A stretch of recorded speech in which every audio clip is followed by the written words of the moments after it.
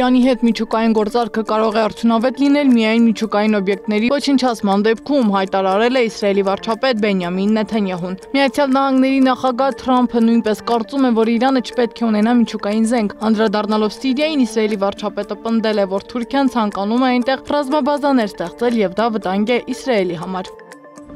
Թուրքիայի նախագահ Ռեջեփ Թայիպ Էրդողանը հայտարարել է, որ գլխավոր ընդդիմադիր ժողովրդահանրապետական կուսակցությունը դարձել է մարգինալ կազմակերպություն, խոչընդոտելով Ստամբուլի քաղաքապետ Էքրեմ Իմամօղլուի դեմ գործի հետաքննության եւ փողոցային ահաբեկչության քաղաքականություն վարելով։ Քաղաքականության մեջ կա մրցակցություն, ոչ թե թշնամություն, քաղաքականության մեջ փողոցային ահաբեկչության եւ վանդալիզմի տեղ չկա, հայտարարել է Էրդողանը Անկարայում իր ղեկավարած իշխող Արդարություն եւ Զարգացում կուսակցության տարածաշրջանային մասնաճյուղերի ղեկավարների հետ հանդիպման ժամանակ։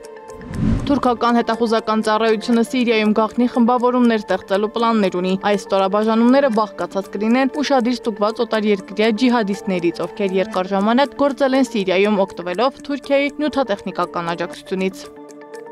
Ուկրաինայի նախագահ Վլադիմիր Զելենսկին պնդում է, որ երկրի արևելքում Ռուսաստանի կողմից նաև չինացիներ են կռվում։ Նրա խոսքով օրերս ուկրաինացի զինվորականները երկու չինացի զինվորականի են գերեվարել։ Նա հայտարարել է, թե Չինաստանը դարձել է երրորդ պետությունը Իրանից եւ Հյուսիսային Կորեայից հետո, որ անթաքույց աջակցություն է ցուցաբերում Մոսկվային։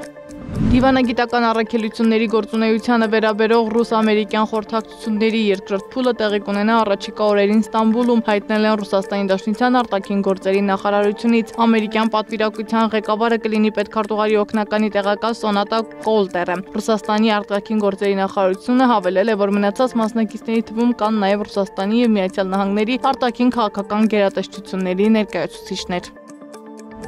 Ռուսաստանի եւ Իրանի միջև կնքված համապարփակ ռազմավարական գործընկերության մասին համաձայնագիրը չի նախատեսում միմյանց ռազմական օգնություն տրամադրել, հայտարարել է Ռուսաստանի Դաշնության փոխարտգործնախարար Անդրեյ Ռուդենկոն։ Ցանկանում եմ ընդգծել, որ համաձայնագրի կնքումը չի նշանակում Իրանի հետ ռազմական դաշինքի ստեղծում եւ չի նախատեսում միմյանց ռազմական օգնության տրամադրում, նշել է Ռուդենկոն ելույթ ունենալով Պետդումայում։ Միացյալ Նահանգների նախագահ Դոնալդ Թրամփը հայտարարել է, որ իր վարչակազմը պատրաստ է մոտավորապես $1 տրիլիոն ընդհանուր ծավալով պաշտպանական բյուջե։ Ոչ ոք երբեք նման բան չի տեսել, մենք պետք է ուժեղ լինենք, հիմա շուրջ բոլորը շատ վատ ուժեր կան, այնպես որ մենք կհաստատենք բյուջեն եւ ես հպարտ եմ ասել, որ դա կլինի ամենամեծ բյուջեն, որը երբևէ ընձեռել ենք զինվորականներին, նշել է Թրամփը Նեթանյահուի հետ Սպիտակ տանը կայացած հանդիպման ժամանակ։ Սեդամ Ակարյան, Գեղամ Ղազարյան, ABC Media։